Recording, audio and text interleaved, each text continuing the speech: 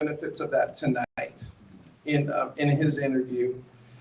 And please prepare our hearts and our minds to receive these things as we seek your kingdom and your righteousness. And we pray this in Jesus' name. Amen. For those who may not know, I've been personal friends with Shane for over 30 years. And of course, our paths have diverged and we're in different places, but now he's somewhat close to us. We both knew each other in Anaheim, California. Now he's in St. Louis. I'm here in Rosemont, and really so excited to have the opportunity to catch up with him and then to see how his previous ministry of working with the White Horse Inn has segued into his present work, and I think it fits him really well, and I think you'll enjoy his presentation tonight. So Shane, may the Lord bless you tonight. Thank you very much, Pastor Morlock. It's a pleasure to be back with you all here. By the way, Kent and I not only go back to Anaheim in the 90s, but he was the DJ at my wedding.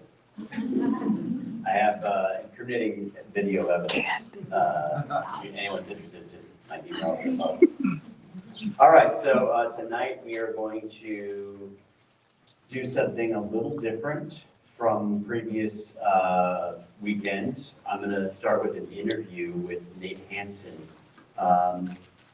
Some of you may be familiar with his story because I've put it on my blog. Raise your hand if you know that name, Nate Hansen. If you've seen some of the story. Oh, good. This is going to be new for a lot of you. Nate has a fascinating story, and we are going to pick his brain. I have him on here. He's live from Portland. I'm going to hit this record button. Let me introduce you real quick, Nate, and then we'll get rolling. For the past 8 years, Nate Hansen served as the host of a podcast called Almost Heretical. Since its launch in 2017, the program has generated millions of downloads and rose to become one of the most successful deconstructionist podcasts on the market. In fact, just an hour or two ago, I asked Google AI, what are the top 5 podcasts that promote the idea of deconstructing one's faith? And Almost Heretical came in at number 4. You know, you tried. You tried, Nate. According to Wikipedia, it was also one of the top 3 podcasts in the ex-evangelical movement. So, evangelical, ex-evangelical. Nate was a former pastor, so that label kind of fit him. We'll talk about that. Before his involvement with the Almost Heretical podcast, Nate spent several years in ministry, working closely with Francis Chan, planting churches in the San Francisco Bay Area. But somewhere along the way, he hit a wall. Exhausted and burned out, Nate began to doubt many of the things he grew up believing. He wrestled with the problem of evil, the portrayal of God in the Old Testament, and with the help of critical scholars of various kinds, like Bernard Ehrman, he eventually lost his faith even in Jesus' resurrection. Recently, however, Nate, I think just this past fall, he reached out to me to let me know that something happened to him that's caused him to doubt his own doubt, to deconstruct his deconstructionism. And so something happened to rekindle his faith. And so he's kind of making his way back. In fact, he even paused his show and rebooted under a different name. The new name of his show is called Faith Lab, which is named after one of my old-time favorite radio shows called Radio Lab. Actually, kind of do some Radio Labs. It's kind of like this NPR, lots of segments and sounds and big stories, interesting. It just inspires curiosity. I try to do that on my show, and he is also a fan of that kind of a program. So anyway, please join me in welcoming Nate Hansen.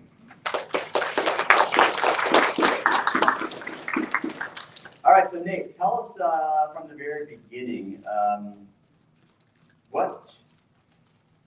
Start at the very, very beginning. What led you to go into ministry in the first place? The very beginning. I was born at a young age. Well, yeah, it's interesting. It's also, I think, the first time I've ever spoken to a group of people that I cannot see. So I'm talking to Shane right now as far as I can see. Can you turn me around for a second? I'll turn you around just for a second. Okay.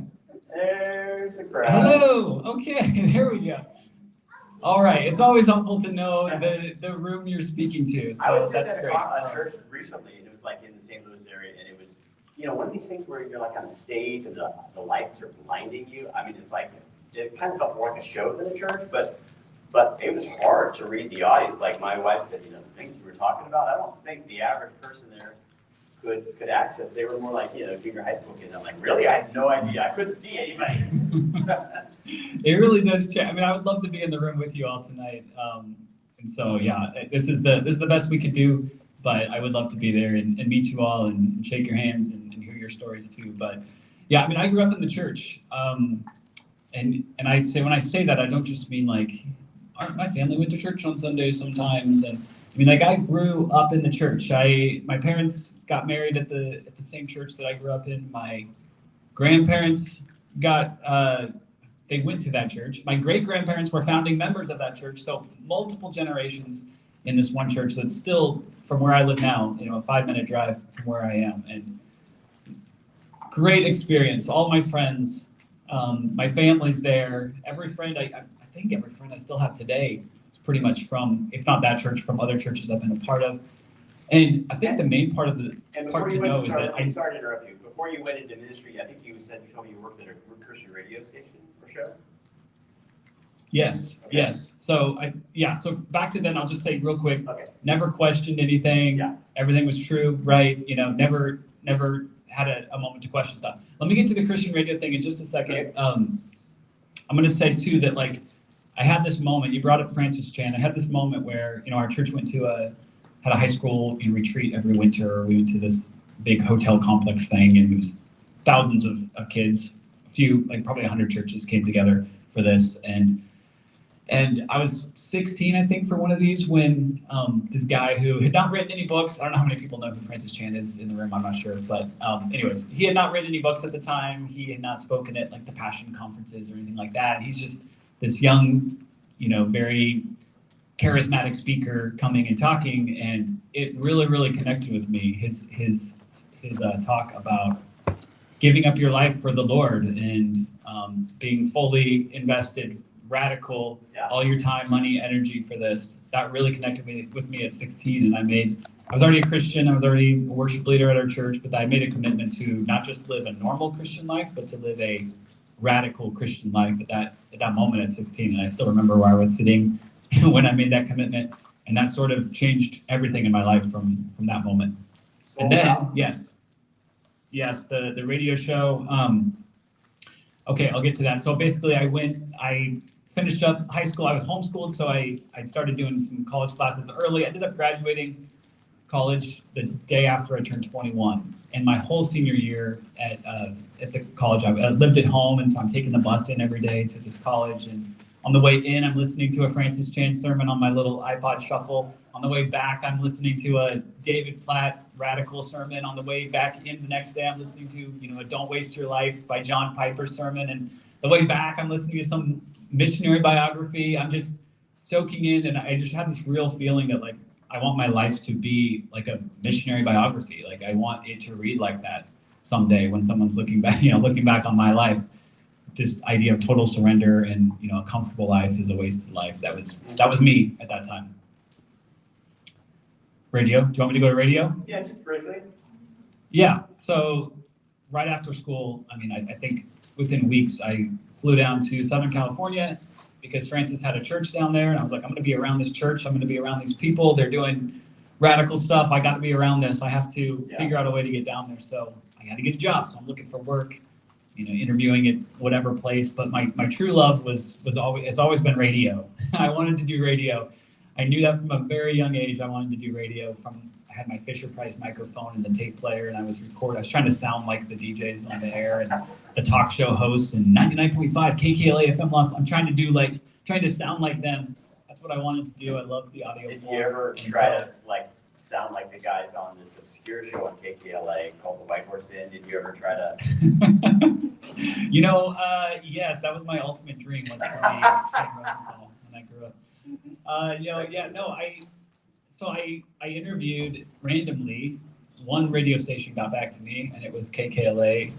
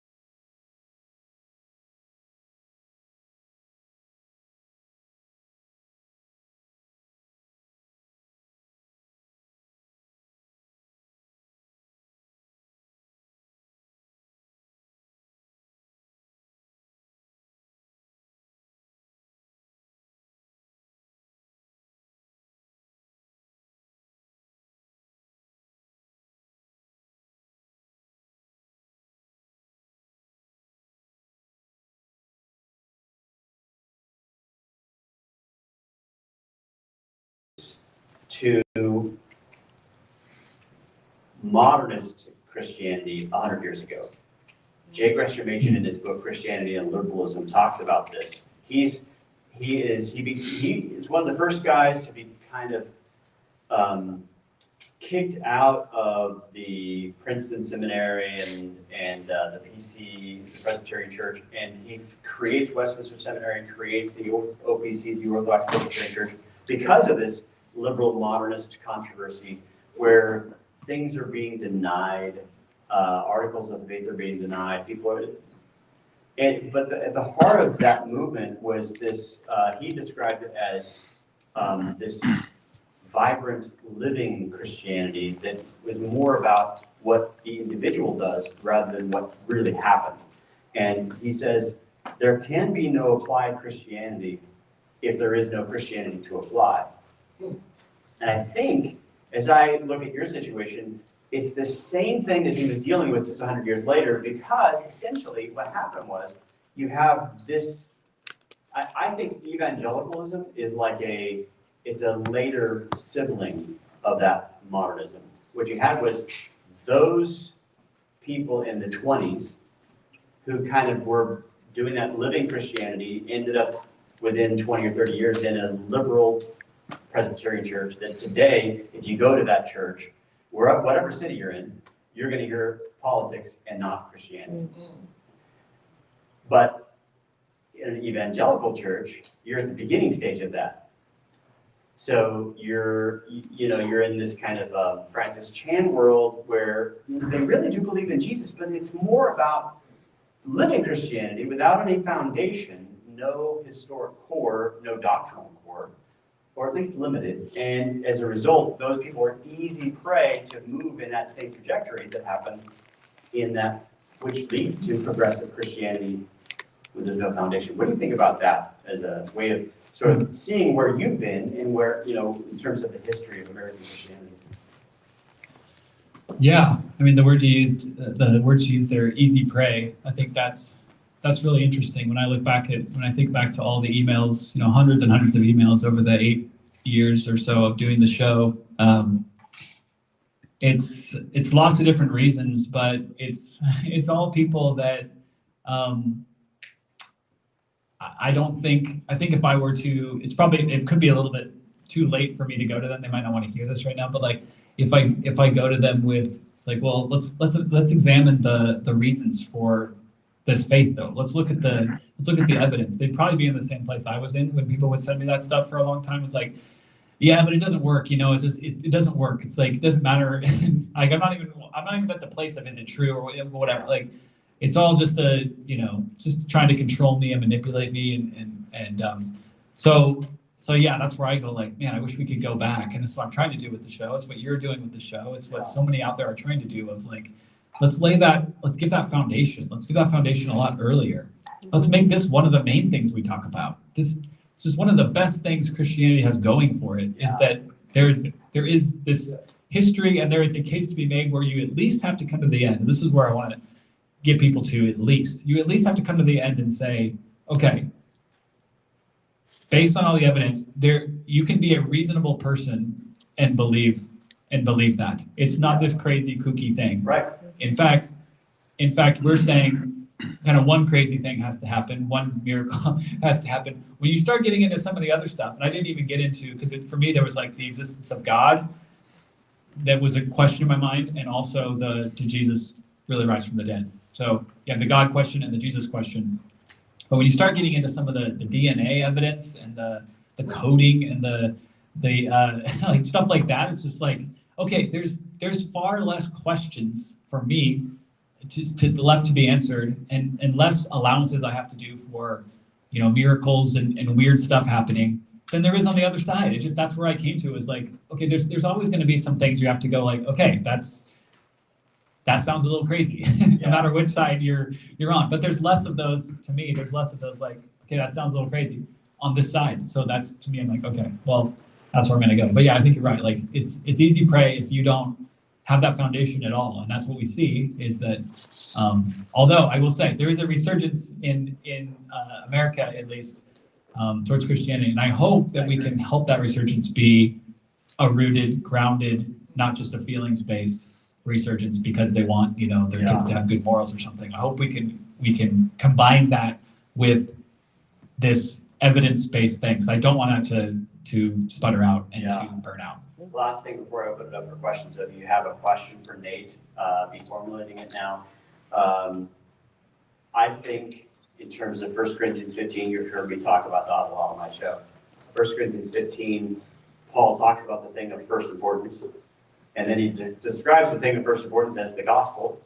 The gospel is good news. It's news. It's an event that was seen by witnesses and foreseen in the scriptures. Okay, to me, he describes all that as the gospel. It's not just the fact of Jesus' death, burial, and resurrection. That's the gospel. That would be a doctrinal way of reading it. The whole thing is the gospel because the gospel is an event. Amen. And it's an attested event. It's attested by living witnesses and by people who wrote it in advance. That's good news because there's so many different competing ideas, and we should talk about that as we preach and as we teach. It's not just doctrine, it's an attested doctrine, a tested belief that, man, compared to all the other beliefs out there, I'm more confident about the resurrection of Jesus in light of the fact that it was foretold and seen by witnesses than I am my own birth in Chula Vista, California. I know that I was born in Chula Vista because my mom said so. That's one person. It's not corroborated by anything else. And it wasn't written in advance. Any thoughts?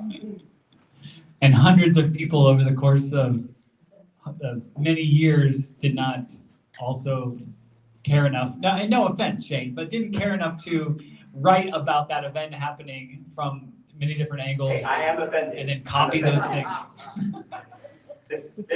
Yeah, and Paul name checks. Well, he name checks a handful of people. He talks about 500, at least 515, if you don't count the apostles that he talks about in there too, which we don't know how many exactly that is. But he talks about the disciples, and then he talks about himself, and who else is in there? Peter and the rest of the apostles and James. Yes. So we have probably getting close to somewhere between 500 and 1,000 people that he's saying.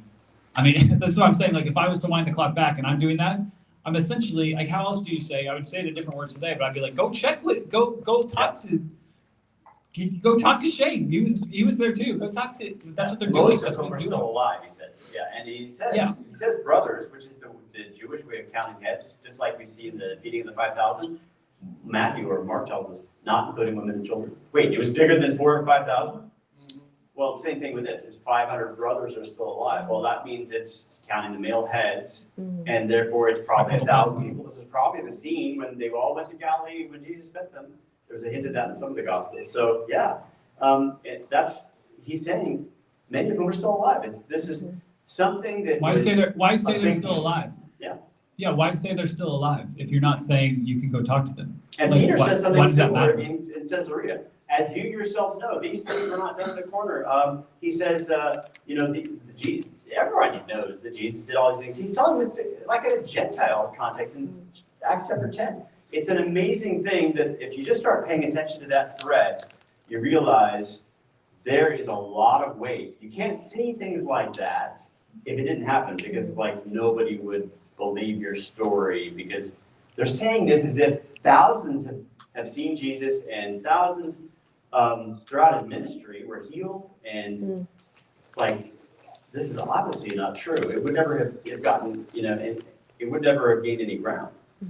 All right, let's take some questions here from the audience. Anybody? Ken, you have a question? How do you want to do this? How do I want to do this? And just raise your hand, and then I'll repeat the question. So I had lunch with some pastors, and I was talking about the conference. Yep. And one of the pastors said, I just think it's so great that you do apologetics. That would just never work at my church. And I'm wondering what Nate's response to that would be. What kind of place does this category apologetics? So he talked to a pastor who, about this event. I think I heard it. Okay. All right. Yeah. How would you respond? So apologetics would never work at my church. Yeah, I mean, I think that's a common belief that pastors have, is that I need to give them something when they leave this room that's gonna get them through the week, kind of, you know, help them. And we're talking about emotions, we're talking about feelings, basically. We're saying like, how do I get them like encouraged? Because they had a hard week. How do I encourage them so they can go out? And there's probably an aspect of like, how do I keep them, you know, feeling like there's so much pressure as a pastor to keep the congregation, you know? And I'm not saying that's mostly you're trying to preach the word, right? There's also this like, I gotta make sure that like we're all like, I don't know, it's just like there's some pressures to like say correct things, and the elders, you know, it needs to be this, it needs to be, there's a lot of stuff going on. And I think that depth of talking about, I almost don't even like calling it apologetics, honestly. Someone told me, oh, so you're just doing an apologetics show now, you know? And a lot of the people that don't like the direction and are pulling support for the show, which is a lot of people. So that's how you know I'm not faking this. Is they'll say it's just, you know, oh, he's just doing it. So it's just an apologetic show now, you know, he's just going to try to do that like cheesy surface level, you know, the proofs that we've all heard 100 times. It's like, I don't want to even call it an apologetic show. I'm like, no, I'm trying to do history, I'm trying to do philosophy, trying to do archaeology, trying to do science.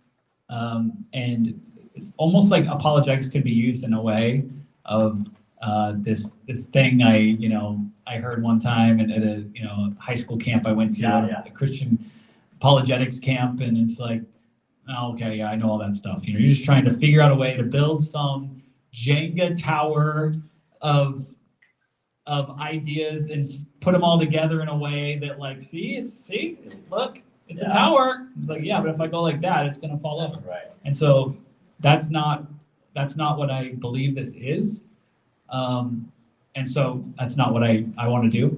So anyways, I think it just needs to be a lot of apologetics that is done in American Christianity, because they're doing it in a kind of a fragile, emotional, narcissistic kind of a way. It is a Jenga tower. You know, it's like, hey, here's a quick little, you know, thing. It's like, it's a flicker out of a hat kind of a thing that's off. I've seen it done poorly. Yeah, I want to get to more questions, but yeah, basically like I think it has to be woven into everything you do. So it's not like, let me do an apologetic sermon this week. Exactly. And then, you know, the next 3 weeks will be the normal ones, but like, let me do, you know, maybe once a quarter, I'll do one of those apologetics ones. I think it's got to be part of everything. It's like, you know, I'm in startup world sometimes now too. And it's like, we ask the 5 whys of like, you know, they get you to the heart of like, of an issue. You figure out like why you're actually doing this. It's like, I think you have to assume those whys. Assume the whys in the sermon that you're prepping and when you're putting out there. Like, don't assume, like Shane was saying, that everyone knows the terms and all that, but also don't assume that everyone is like, yeah, of course, you know, of course, whatever. I'm trying to think of some topic, you know, like ask those whys to yourself, or maybe 3 whys. Ask the 3 whys of like, what are people that don't assume that everyone's there, because that's the thing is like, I know a lot of people that were listeners of our show that still go to church, but like my past show, they still go to church, but they're like almost out. And so you got to assume that those people are making up a good portion of your congregation too. And so, yeah, apologetics is part of everything. I just had a great idea for a new podcast. So you, me, we get maybe Kent, and we get together 3 guys and we ask the wise questions. You can be the wise guys. Think about it. All right. I like it. So I guess for me, when I hear that, you know, I don't know if I can do apologetics in my church. I think, so you can't do the Bible at your church? Because there's a lot of, depends on how do you think about this text. And everywhere in the Old Testament and in the New Testament, in the Old Testament, God often says things like, you know, I will demonstrate these things. I will show, I'm going to do some things you won't even believe. It's a line like that in Habakkuk. You won't even believe what I'm about to do. There are lines in the time of Moses. Pharaoh is not going to believe me. Oh, okay. When he does that, here's what you do. You know, and he gives him evidence. And the signs, they grow and they grow and they grow, and they turn into the 10 plagues. And then Moses is speaking with God from the mountain, and God says to Moses, when they hear me speaking with you, they will trust you forever. That's the foundation of the canon right there. That's why his text is so weighty. And so just, if you have a problem. Test the prophets. Yeah, exactly. If you have a problem with apologetics, I just think you've been reading the Bible in a way that's maybe not consistent. I mean, there had to be a reason for this community to take the text and to preserve it because it lasted over the decades, because they thought it was sacred. This is God's voice. Well, why did they think that? Because it had been demonstrated to be God's voice. Because they really did walk through the sea, and they really did hear his voice. And then other things happened throughout the generations where there were criteria for establishing a prophet, and then they proved that, they spoke things in advance. And we're going to take all these texts from the false prophets and burn them because they said, peace, peace, when there is no peace. But this guy Jeremiah, he said some things that came to pass. Let's keep that and let's staple it to Moses, but next to Isaiah. And then you look at all the things that they talk about and how it's highlighting this coming one who will do all these interesting things. And the Dead Sea Scroll folks are fascinated with this coming messianic character. And sure enough, a lot of things they were fascinated about ended up being fulfilled by Jesus himself. One of the Dead Sea Scroll texts says, when the Messiah comes, he will proclaim liberty to the captives. What is Jesus' first sermon? It's Isaiah 61. I'm here to proclaim liberty to the captives. It's like, wow, you were so right in your appreciation of these texts as being messianic. This is the very text Jesus himself is his first sermon in Nazareth. I mean, it's amazing. And I just think if we own that, maybe this is maybe the last question I'll ask. I think what happened is in the Middle Ages, everybody was kind of an assumed Christian.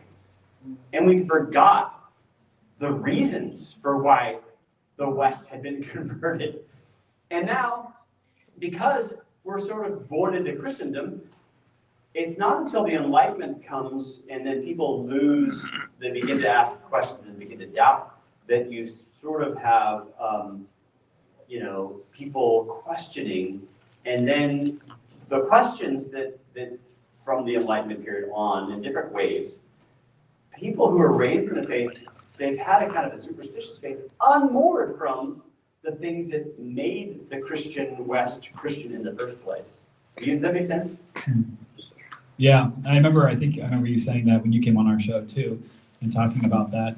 It kind of reminds me a little bit of like Rebecca McLaughlin's Confronting Christianity. She came on the show as well and kind of laid that out. And I don't know if anyone's familiar with her work, but yeah, like the idea of a lot of the things we have are from Christianity, and then you get to a point where you question those things, and even the ability to like say like, what goodness is and what beauty is and like what's right and wrong. Yeah.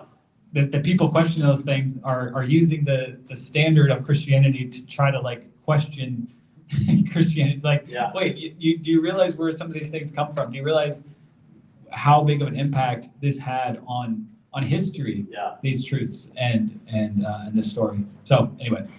Any question over here? Yes. Go ahead. Have you heard the quote, when you begin to study science, you begin to lose faith in God, and then if you study longer, you reacquire it. Did you hear the question? And the reason I point that out is I've done a lot of apologetics, and I'm writing a Christian sci-fi novel. I have a linguist in it, I have a whole lot of things, just because I'm trying to write it accurately, Yeah. if that makes any sense. And when you start deep diving in any subject, and I don't care if it's poetry or dark matter, you start running into things that echo Scripture in Christ. It is the scariest thing I've ever found as a self-educated man. And one of the things that my apologetic, I want to share this with him, is not so much the facts. I've covered those as a child, C.S. Lewis, philosophy. Here's the one that gets me as an adult. It really does. Jesus gets up from the grave, and he makes breakfast for his disciples a week later. Yeah. That's the stupidest thing Do you have in any the entire fish? universe, unless he knows they're terrified, and he wants to comfort them and bring them on to the journey. Yeah. That literally in drama, when we're writing stories, and anyone here ever seen a movie? I bet you have. All right, I gotta But run. we Let me have ask to, Nate. the courage those disciples have can only be based on something they know is true, Right, and it's gonna cost. yeah. What do you think about those thoughts, Nate? Yeah, I mean, that's another thing that was so convincing to me too, is you see the change that happened, you know, so you can look at the text and say that, okay, a lot of people wrote a lot of things down, but also you track this movement in a time when there was not social media, when there was not the printing press where you could make some flyers and then, you know, knock them up onto like, staple them onto telephone poles or something, like, and get the message, get the word out, like this was spreading.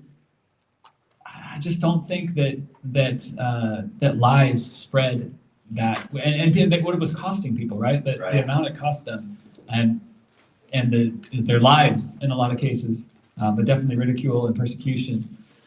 I just don't think that's just evidence that this is not made up. Like the impact. Even look at James, like brother Jesus, like in his, I mean, I guess a conversion, his transformation into one of the leaders of the church and the movement that he kind of starts after and. And that's a whole other Goes category, from that. because we're talking his brother. I mean, anybody? Yeah. Anybody here interested in believing that your sibling is the Messiah? That's a hard sell, man. It's a hard sell. Yeah. Yeah. I mean, one of the earliest talks that I heard was from a legal apologist guy named John Montgomery, and I saw him in Long Beach. I was only a year out of high school, and he talked about that passage where Jesus is eating fish. And he said, you know what? Goats don't eat fish. And I thought, yeah, that's a really interesting point. That's something that text is intentionally doing there, is helping you to see this is whoever this is an experience of a person who is not a phantom. You know, you're having breakfast and eating fish. That's a very, very concrete, real experience that is not easily explained away. And there are people who attempt to do this, like, you know, the whole story evolves. And, you know, a lot of scholarship today, one particular helpful scholar, Peter J. Williams, in his book, Can We Trust the Gospels, talks about the fact, look, the Gospels and all the New Testament texts are written from a lot of this huge geographic area.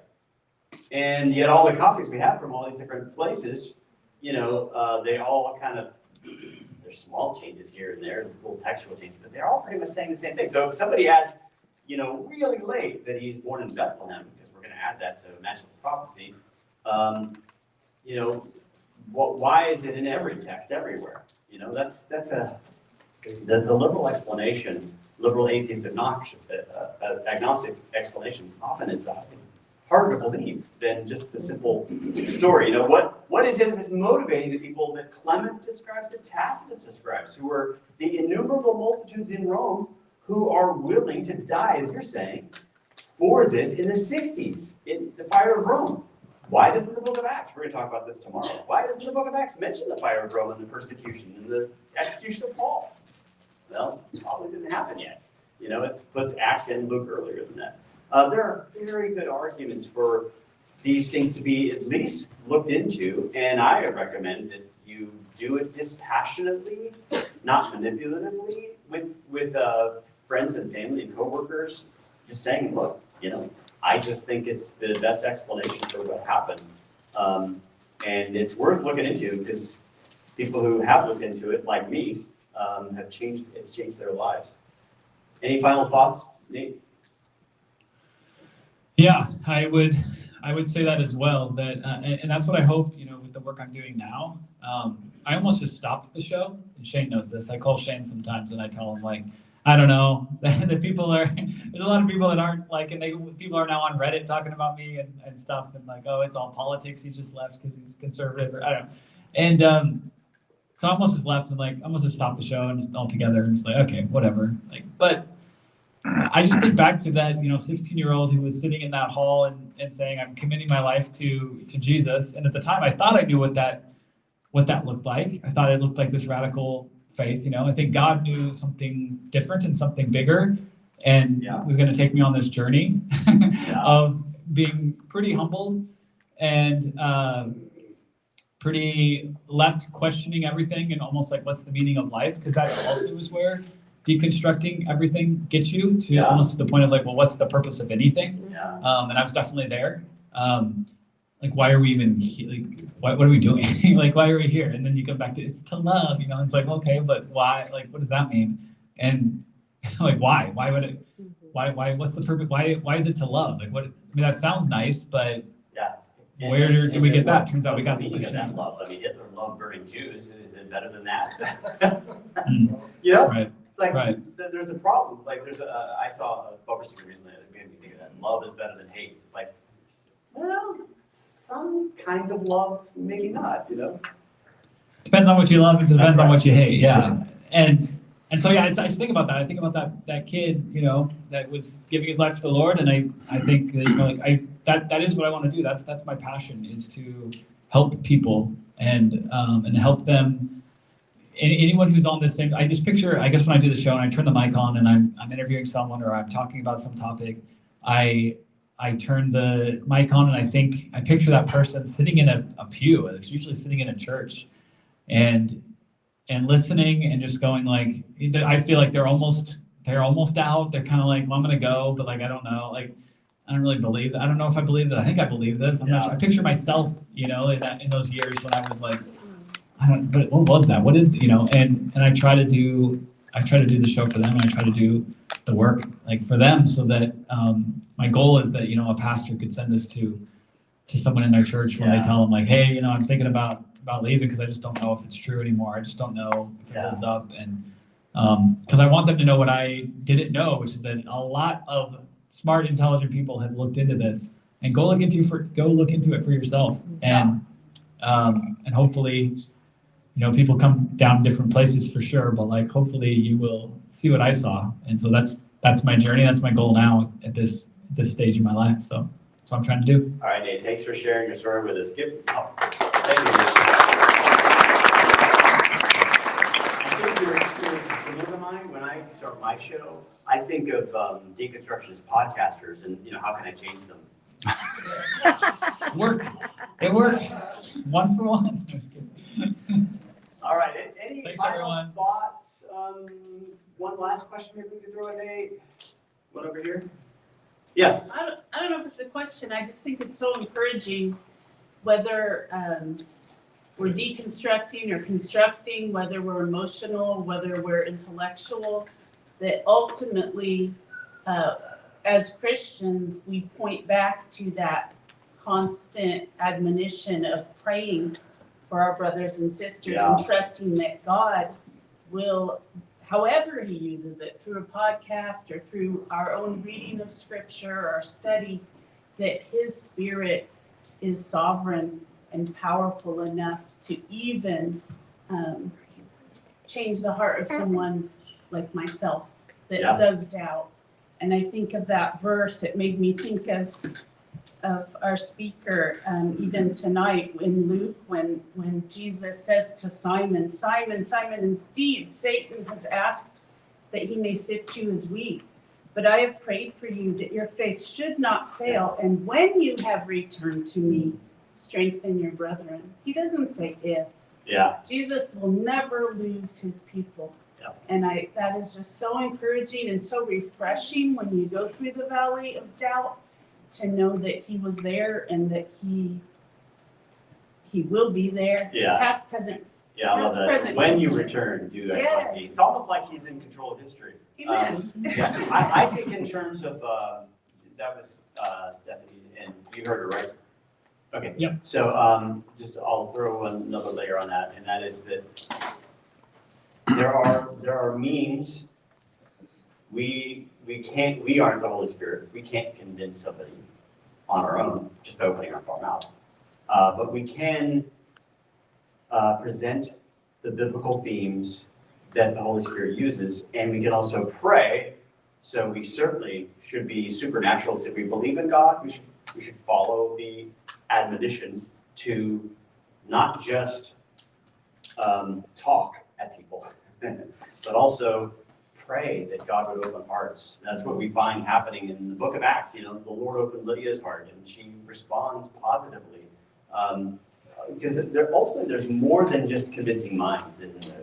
There's actually there's the world, the flesh, and the devil. I don't know how it all works. I think it's all kind of mysterious, but I think there's more involved than just me trying to convince someone, right?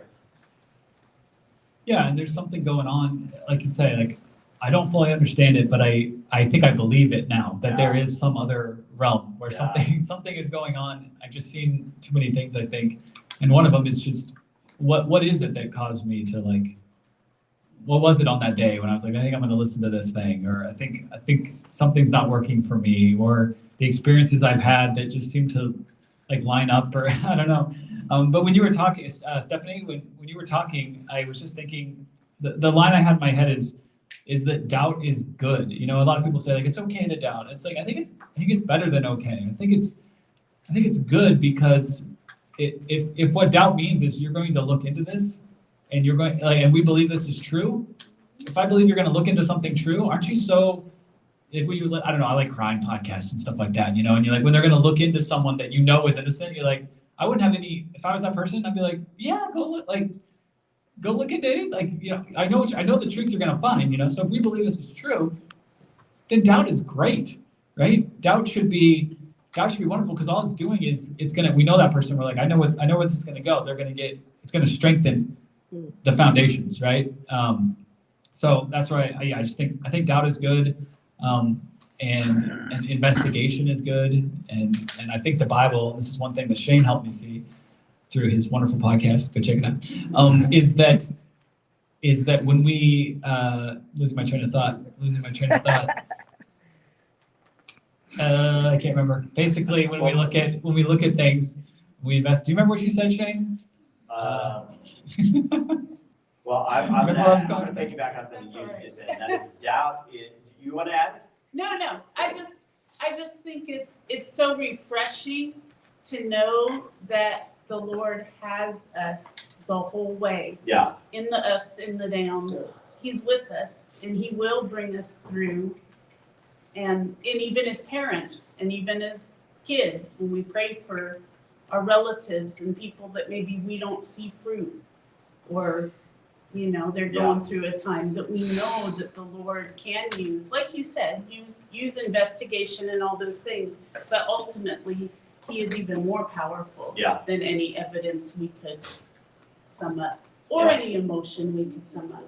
He's sovereign to all of that.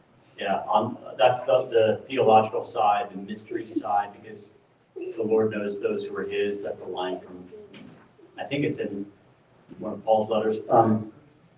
And he will, you know, speak the wheat and the tares and all those kind of parables. But I guess for me, my job is just to be an advocate and to present the material as best I can to make a case, to use Peter's line, to make a defense for those. And what you said is interesting because I've done a couple of shows on faith, and I need to do a show on doubt where I think that word is misunderstood. I think when we find the word doubt used negatively in the Bible, it's actually the word wavering. It's wavering between two options, and it's typically wavering between two options that you know, like Peter is wavering between, do I trust Jesus or am I going to sink in the water? Because that's also scary. I've seen him do amazing things. So he kind of knows that the water can do bad and Jesus can do good. And he's wavering between the two options. And when you're told that he doubted, I don't think doubt is the right word anymore, the way it's come to be used. I think faith as trust and doubt in terms of, yes, we're supposed to doubt some things. We're told, do not believe every spirit. And we are told, to investigate things, to challenge ourselves. So I think we need to do some work there because a lot of the times you'll read the word doubt in the English Bible. I think it's more complicated. And I do think that there are places that the word doubt can sound negative, but I just think it might, in the Greek, it might be a little bit more complicated. And I'll have to do another whole show, a series of shows on doubt. Do it. Question. There's another question over here. So my question is, understanding he's a dad, and so having kids, is there anything you recommend for like either teens or maybe a little younger, for resources to teach your kids so that they have a strong faith that's based on evidence? Do you know of any good resources for kids? It's a good question. It's a really good question. I toy around with the idea of trying to make something for this. Sounds good. You know, I really appreciate, I think you had Jay Warner Wallace on your show, Yeah. Shane. He does have some kids' books that are very like investigative, does, yeah. like how to do crime scene evaluation and that kind of thing. But with the purpose of, he has one about, I think, the universe, and then one about the story of Jesus too. So kind of the God question and the Jesus question. So you can look at those. I'd be really curious to hear if, and I got to look into this more, if there is some sort of like audio podcast form, not just doing stories of the Bible, but really from this angle of like investigating and showing some of the evidence from a young age. But if not, somebody that's good at podcasting should team up and do that. Yeah. That's a good question. Yeah. I will say, like, what we try to do. Oh, I do think there's I was gonna say, well, lack of information for kids. A lot of the stuff that's for kids is a lot more on the entertainment side. That's not a lot of weight. And I think for me, it would be really important to reach the 2nd through 4th grade, because that's when I sort of checked out, you know, and I needed, and not just to know what we believe, but also why it's the best thing on the market, why it has so much substance, and why it can't be easily dismissed. I try to be really honest with the kids too, especially, so my oldest is 10, and then goes down from there, like 7, 2. So the 10-year-old especially, just try to be really honest. And so she knows my whole kind of experience. I don't want to like hide things like that, because I mean, first of all, there's 100 and some odd episodes out there that she could go listen to when she's old enough to, you know, figure out where those, she already will say like, oh, I heard something on YouTube and it was you. And I was like, oh, okay. And I was like, let's talk about that. What was the cover art of that podcast? Was it blue or was it yellow? So I think I just try to be super honest about the whole journey and the whole experience, and call out, like, if she knows that I like, I was like, it's kind of crazy. Like, we're talking about someone died and then like rose again. Like, she's like, that's a kind of crazy thing to believe. I was like, I think it's kind of crazy too. And I think the people who were writing about it thought it was crazy. And that's why it's written about. You know, if this happened every day, we wouldn't have these rights. So I said, this is what I think actually happened, you know? And I feel like there's a trust there, because she knows like, well, I think he's kind of looked into this, you know, like, I mean, clearly I've looked into this, and someday when she's older, she'll probably know even more so that, you know, this is something that, you know, Dad really like looked into and like really cared to know about. This isn't something that happened accidentally for me in my life, right? Like, as you've heard. So I think honesty is a big part of it, is not being afraid of questions and not being afraid to say, I'm not sure, I don't know. And like, that's a good question. I want to know that too. Precisely. And like I said about, you know, when I first heard Tim Mackey, Bible Project teaching at that church, and just laying out, don't create some bright line on an issue that's not a bright line issue, and let those be these, you know, well, I think, you know, some people, especially when we're talking about like how to interpret a certain passage, right? There's going to be a history there on how that's been interpreted. Yeah. And so to take your kid there and be like, okay, actually, I looked into this a little bit more, and here, you know, my wife and I do this. We'll talk about something, and then I'll go like research it and come back and tell her, you know, why she was wrong, or no, I'm kidding.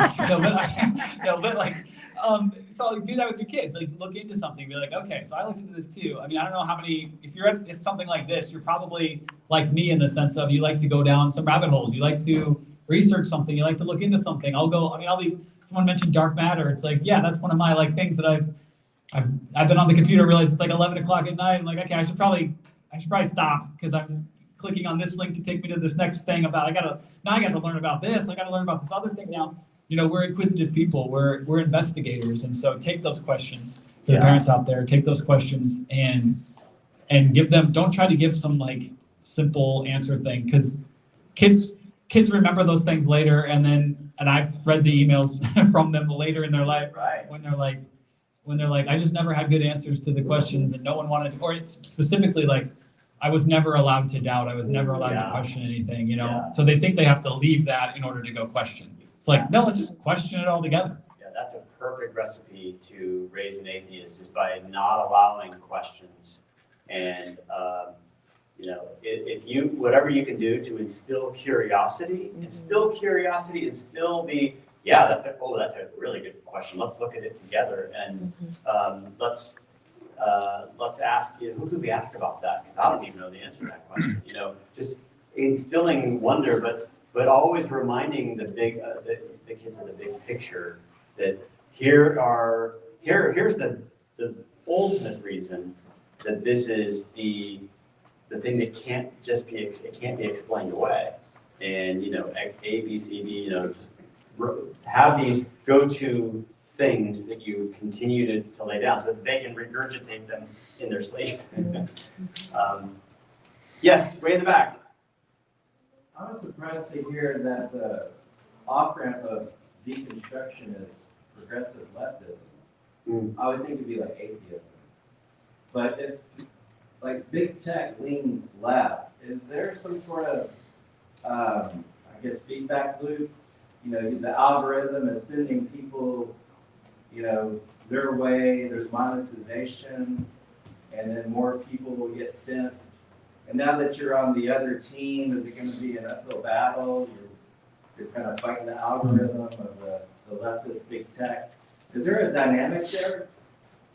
Did you hear the question? Well, we certainly found out some things about the algorithm, over the last 4 years or so with Elon buying Twitter, which is now X, and the Twitter files, and what the government was doing to kind of silence stories and things like that. There was definitely a lot of that going on, and sometimes I wonder where we would be if Elon hadn't bought.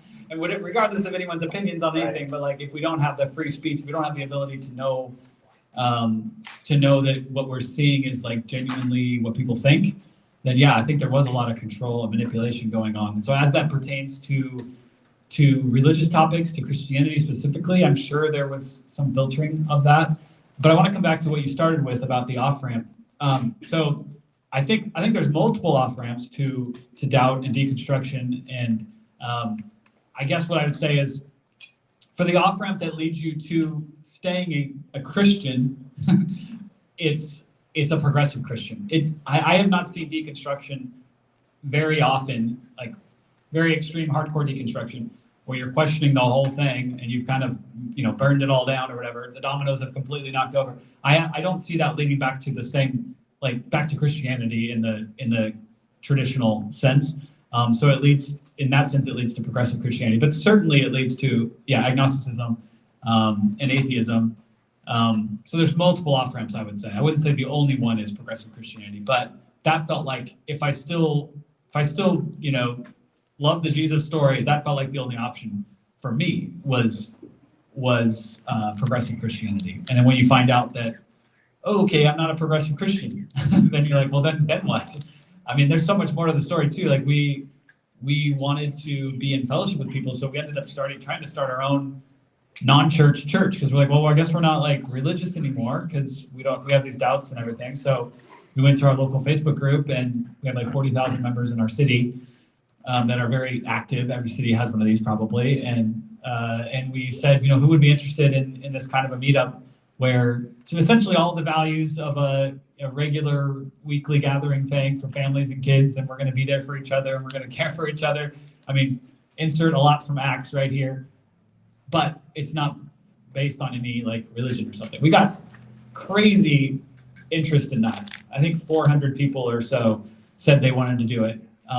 It was one of the most active posts in that group of all time. And I think 200 people actually like signed up, RSVP, gave email addresses. We spent, we purchased, or we rented a Grange for 6 months. My wife and I just paid out of our pocket to rent this for these people. And I think 5 people showed up after saying they were all going to be, they were going to be there. And I realized through that experience, like, Jesus is the glue to keep you together. Right. Like it's not a specific time on a Sunday or something like that. You have to have there has to be glue. Otherwise people they don't care enough to do it, and they don't care enough to continue doing it. Yeah, I don't remember what the question was, but that's where I ended with that. In the 1950s piece called The Secularist Heresy, Harry Blue Myers, who's a friend of C.S. Lewis. And it's a fantastic book. First written in the 50s, and I think the English versions, he has updates in the 80s.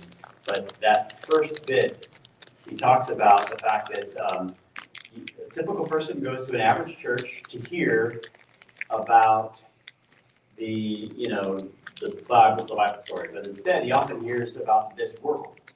This world in just because there's been an emphasis on secularizing Christianity in a lot of different ways. So you're not hearing about baptism, regeneration. He just starts listing all these cardinal doctrines that sort of the doctrine, atonement, for example, bridges that world with this world. How can you be reconciled with it?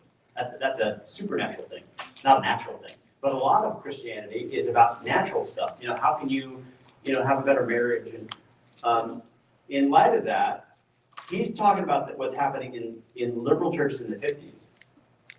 And I think what happens is, as American Christianity and around the world, Western Christianity has been more secular, it automatically becomes politics. And I think it devolves into politics because when you take out the vertical, there's no God in your horizon, there's only us and what we can do together. And you can get that in evangelical, sort of narcissistic Joel Osteen kind of ways, and you can get it in, it's either,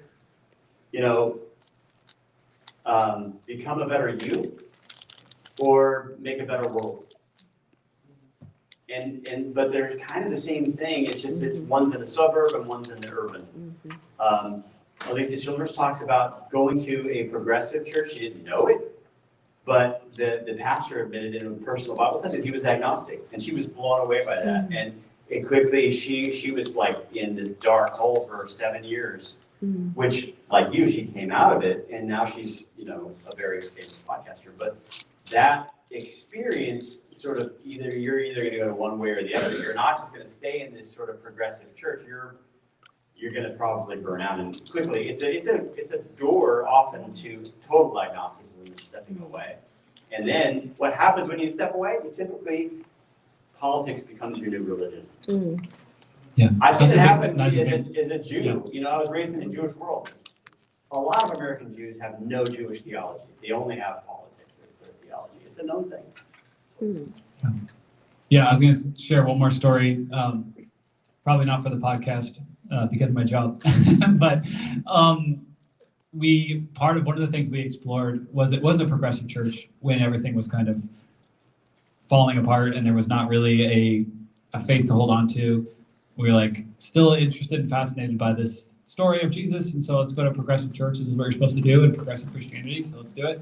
And this was really the wake-up call of where this is going. Is we were there probably for 9 months, and there was I think it was Pride Month or something, and this is Portland too. We're Portland, Oregon here, so A lot of pride there.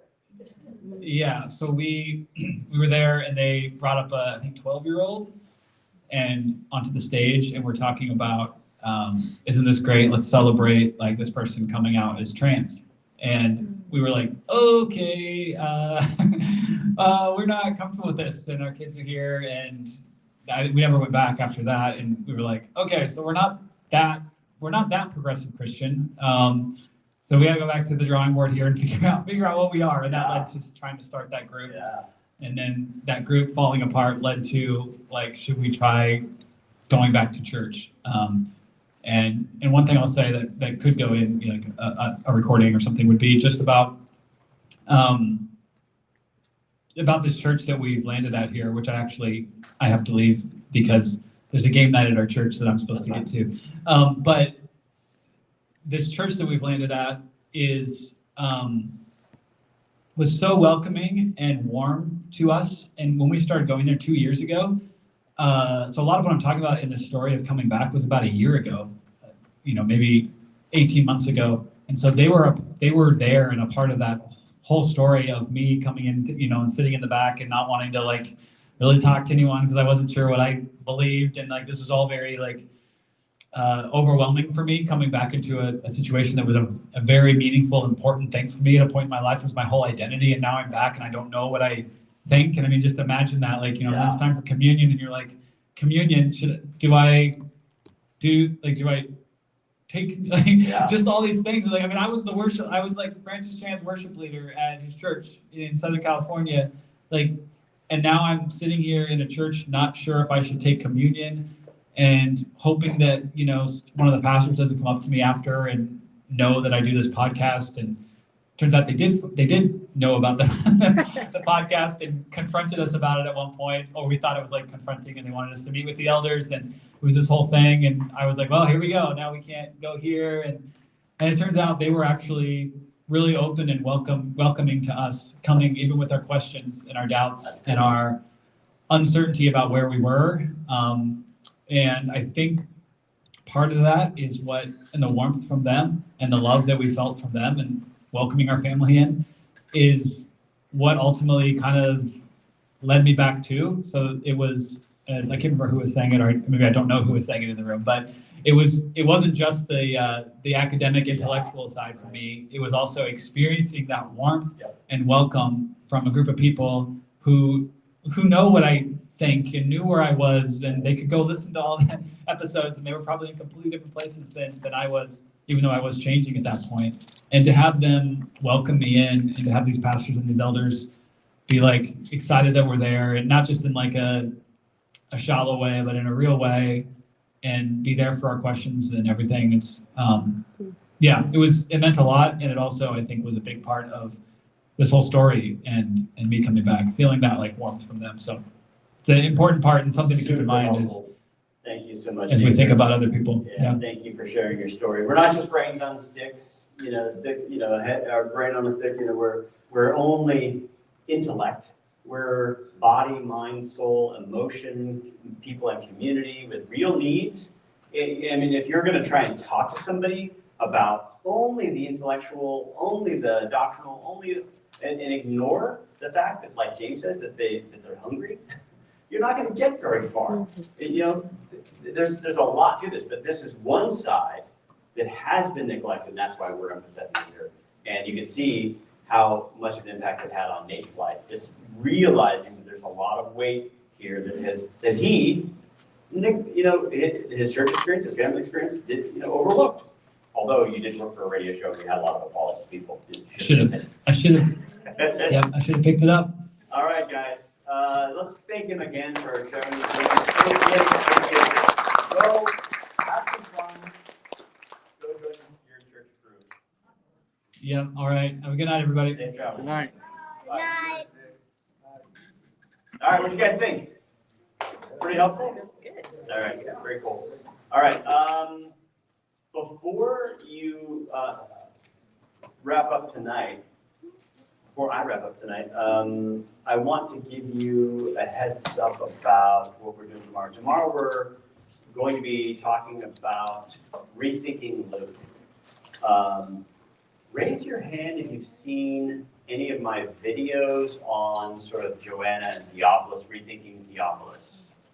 Okay, not a lot. All right. So maybe what I'll do tonight is, do we have time for a 15-minute video, or should we do it all in the morning?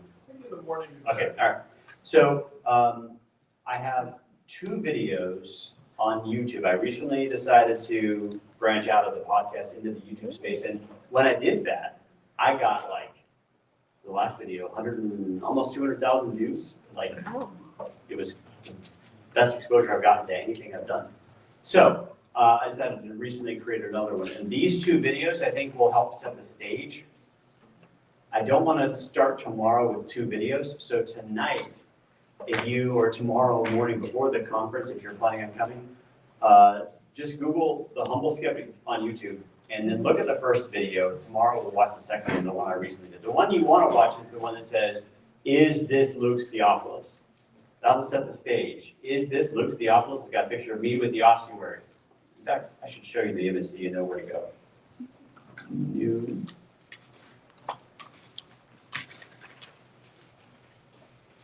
So if I go to YouTube and I say, Humble Skeptic, basically basically, this is the most recent one, but this is the one you want to watch. That's the first one I did. So this is the first one, this is the second one, and that's the one we'll watch tomorrow morning. They're only like 15 minutes each, but it'll help set the stage for a lot of things I'm talking about. It goes into more detail, and it'll start to get the ball running. And if you're not planning on coming, watch both of them. All right. Kent, anything else you want to add? All right. Then thanks for coming out tonight. And for those of you who are attending tomorrow, we'll see you then.